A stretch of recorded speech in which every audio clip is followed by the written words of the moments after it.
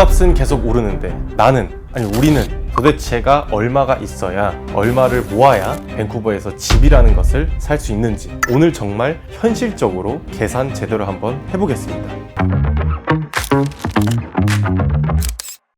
오늘은 정말 수치적으로 피부에 와닿으실 수 있도록 제가 계산을 한번 해보려고 합니다. 원베드 매물 기준으로 신규 분양을 구매하려고 할 때의 계산 한번, 그 다음에 리세일 매물 구매하려고 할 때의 계산 한번, 이렇게 두 가지로 해보겠습니다. 신규 분양 먼저 시작해보겠습니다. 지역은 크게 랭리 앤 서리, 버나비 앤 코키틀람, 밴쿠버 이렇게 비슷한 지역끼리 묶어서 3개 그룹으로 계산해보겠습니다. 크게 비슷한 지역끼리 제가 이렇게 묶긴 했지만 약간의 차이는 있는 점 참고해주세요. 먼저 현재 원베드 분양 매물의 평균 가격을 알려드리겠습니다. 저층 콘도, 고층 콘도 실제로 유닛을 받았을 때 그리고 세금까지 다 계산한 평균 가격으로 말씀을 드리겠습니다. 랭리 앤 서리 지역의 원베드 평균 가격은 55만 불로 지정을 해봤습니다. 버나비 앤 코키틀람 지역은 70만 불, 밴쿠버는 80만 불로 지정해봤습니다. 이제 각 지역에서 원베드를 구매하기 위해 필요한 금액을 계산해 보겠습니다. 우리가 분양을 받으려면 분기별로 무조건적으로 납부해야 할 디파짓이 있습니다. 평균적으로 총 디파짓은 15%로 계약시 디파짓 5%, 계약시 10,000불 플러스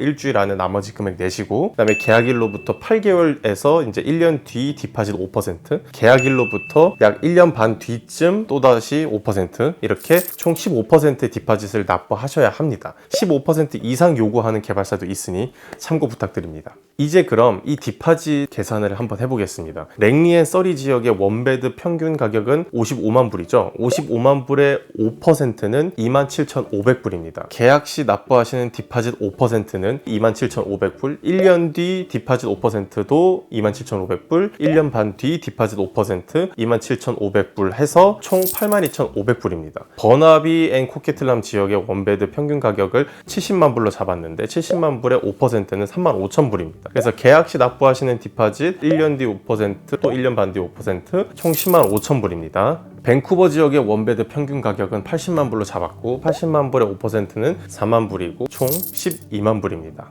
랭리 앤 서리 지역은 82,500불의 디파짓이 필요하고 버나비 앤 코키틀람 지역은 10만 5천 불의 디파짓이 필요하고 밴쿠버 지역은 12만 불의 디파짓이 필요합니다. 우리가 분양을 받을 때 내가 수중에 돈이 너무 많아서 은행에서 돈을 빌리지 않고 현금으로 탁 완공을 할 수 있으면 얼마나 좋을까요? 하지만 현실은 대부분이 거의 은행에서 모기지를 받으셔서 집을 완공을 하게 됩니다. 모기지 브로커분들과 이야기를 하다 보면 집을 구매를 할 때 최소 20% 정도는 다운페이를 하시는 것을 추천하더라고요. 그렇다면 구매하시려는 집 가격의 20%는 직접 다운페이 하시고 나머지 80%를 융자 받는다는 가정하에 우리가 앞서 계산한 디파짓들 총 15%였죠. 디파짓을 총 15%를 납부를 하게 되면 나머지 5%는 또 완공하시기 전에 다운페이를 엑스트라로 더 하셔야 하는데 랭리 앤 서리 지역 총 82,500불 디파짓 납부하셨고 또 완공 전 추가 5%인 27,500불을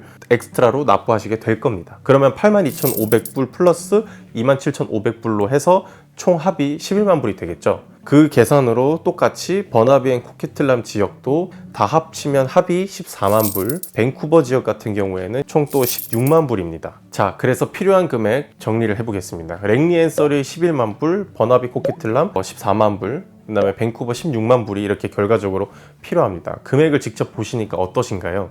이게 현실적인 계산입니다. 근데 여기서 한 가지 궁금하시지 않나요? 분양받은 모든 사람들이 11만 불, 14만 불, 16만 불이라는 큰 돈을 다 모으고 분양을 받는 건지 아니면 그냥 첫 디파짓만 어떻게 저떻게 잘 모아가지고 분양 계약하고 다들 그렇게 진행을 하는 것인지, 만약 저 큰 돈을 모아서 분양을 받는 거라면 도대체 나는 분양을 받을 수 있는 건지. 근데 제가 한 가지 말씀드릴 수 있는 건 첫 이니셜 디파짓만 모아놓고 어찌저찌 해가지고 완공은 알아서 되겠지라는 마음으로 분양을 받으신다? 절대 안 됩니다.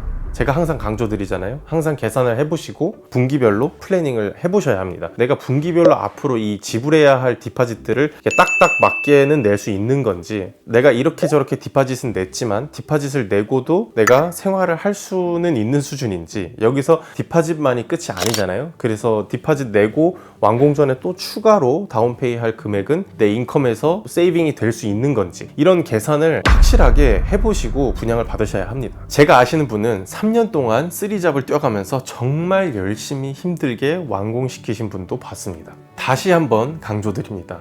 플래닝 정말 중요합니다. 분양은 이렇게 계산을 한번 해봤고요. 이제 리세일 한번 계산을 해보겠습니다. 리세일은 사실 간단합니다. 오퍼 수락 가격의 20%가 필요하다고 추천드립니다.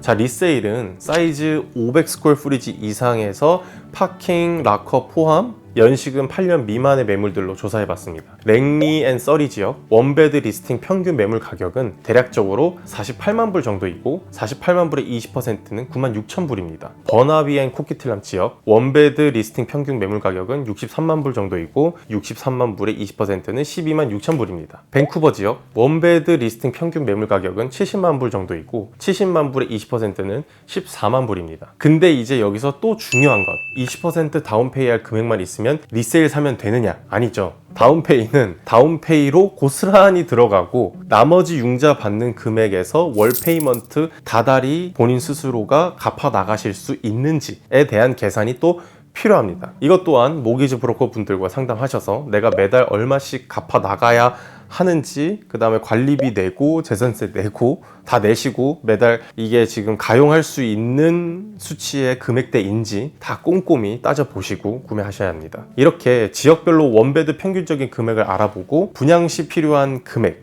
리세일 구매 시 필요한 금액을 알아봤는데요. 여기서 한 가지 또 질문을 하실 수 있을 거예요. 그러면 크리스님, 계산을 해보니 분양이나 리세일이나 준비해야 하는 금액은 비슷한 것 같은데 분양을 받아야 하는 건가요? 아니면 리세일을 구매해야 하는 건가요? 여기에 대한 답은, 만약 리세일을 구매할 만큼 충분하게 내가 수중에 현금이 한 번에 있으시다, 즉 한 번에 20%를 다운페이를 하실 수 있는 분들은 분양보다는 리세일 구매를 하시는 걸 추천드리고, 한 번에 큰 금액을 내는 것이 좀 부담스럽다, 혹은 준비가 안 됐다 하시는 분들은 디파짓을 준비할 수 있는 기간이 좀 더 있는 분양의 매물을 추천드립니다. 분양은 개발사가 파는 거고, 리세일은 한 개인이 파는 겁니다.